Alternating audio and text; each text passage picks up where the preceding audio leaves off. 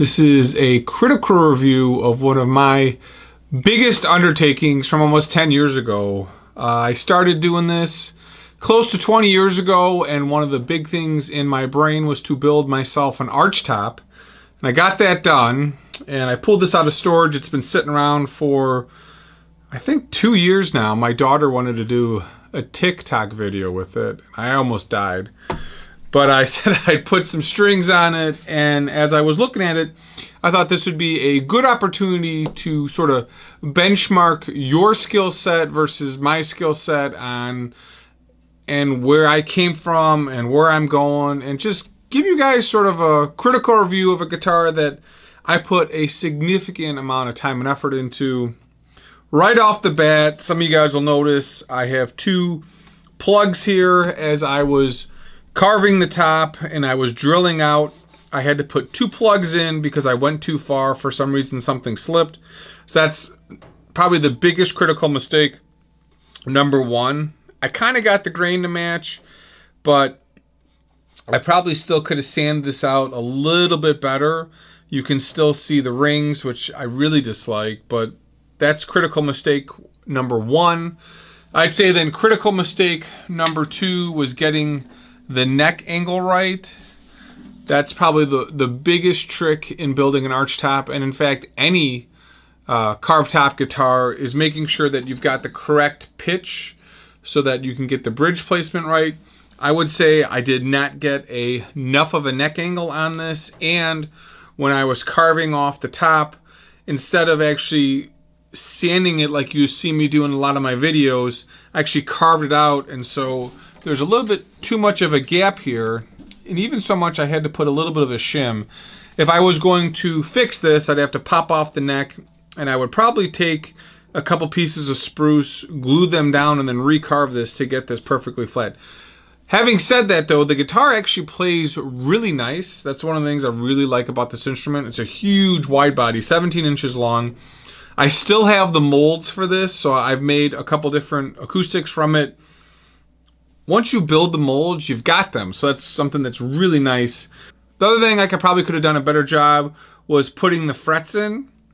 So from my perspective and how many times I've done fret work now, I didn't cut the slots perfectly deep enough, and you can see that I think on a couple of the frets up here, they weren't cut deep enough, and I just see them popping up just a little bit.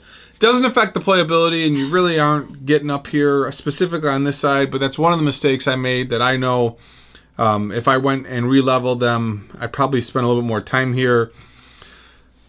The other aesthetic issue then, this is one of those dumb things that I did, is I sort of misdrilled this fret dot, and I didn't patch it. I should have patched it. For some reason I left it. That was a mistake on my part. The finish on this guitar, I finished it in True Oil. It's actually outstanding. It's a little bit scratched here and there. This was in a box coming back from Nashville. I didn't have a case for it, so there's a scratch here. The carving on this is actually pretty smooth. I see there's one spot here maybe that I went a little bit deep that I could even off with a sanding pad if I really wanted to. The neck is absolutely gorgeous. The True Oil is a little bit worn out in a couple spots. One where I tend to put my finger right here. For some reason, that's a spot that's been worn out. So now I know why they put the pick guard or whatever, finger rest on here. I really could use that. The headstock shape and the inlay. See, I've been working on this inlay for years, and I think that might be the original one that I based all of them off of. So I restrung this up. I've been playing it here and there. The other aesthetic thing I screwed up was the fret inlays. I did this by hand, and I didn't match the color perfectly. So they're actually centered and they look pretty good, but the coloring was not done right. I bought a bunch of shells from eBay, and this one is too dark. This one was cracked. And then this one on the edge, I think I sanded through just slightly, and maybe even on that one. They look okay, But that's one of the things I didn't really like too much, was the cracked and not going deep enough. So as you're recessing the inlays, you want to make sure that the inlays are thick enough, number one, and that when you're leveling the board, you don't take too much off. That's kind of a feel. This is where I always go with inlays that are just slightly thicker. That makes it a little bit easier. And then as I'm looking at the binding work and the side bending work, this actually came out perfectly. I think the finish, I probably could have wet sanded it a little bit more to get it perfect. I think I did buff this, but with the age and the way it's just been sitting, maybe more so this on this side, but that could also be from the way it sits on my leg. The angle here is flush. The feel on the neck is really nice.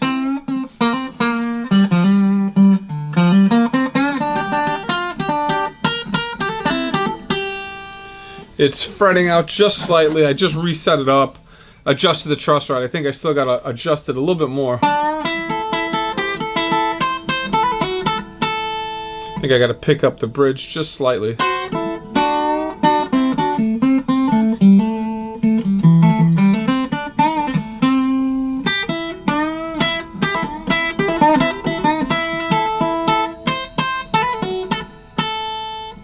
T-bone walker was my favorite.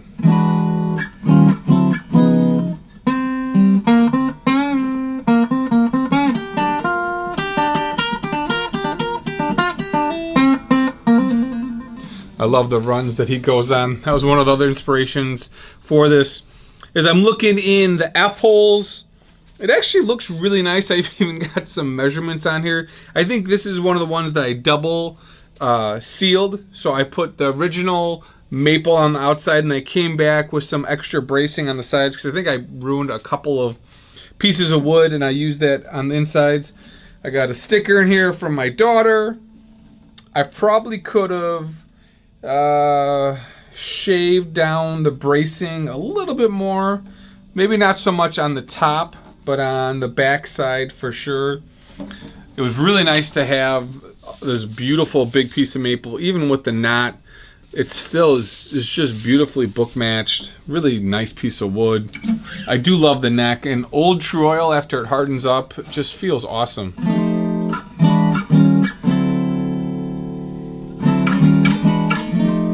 So if I built another one of these, I actually have another spruce top. I would probably get the neck angle right the first time.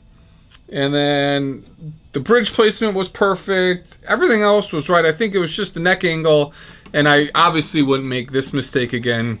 I'm tempted to sort of sand this off and see if I can get this a little bit more flush. I think the full plugs, yeah, the plugs are flush on this side. So I probably could fix that. But, you know, this was just one of my...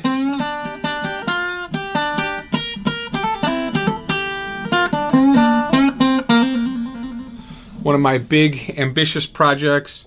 Wanted to share with you guys sort of a 10-year on critical review of my work. I thought that to call yourself a luthier, you had to build an arch top or an acoustic guitar, and so I built that. And now that I've done so much fret work and so much different work, I feel pretty comfortable sort of showing you guys this work, and I've done enough videos where I have sort of proved myself. So just a little bit of review for you guys. One of these awesome projects that I took on. It's been sitting for a while.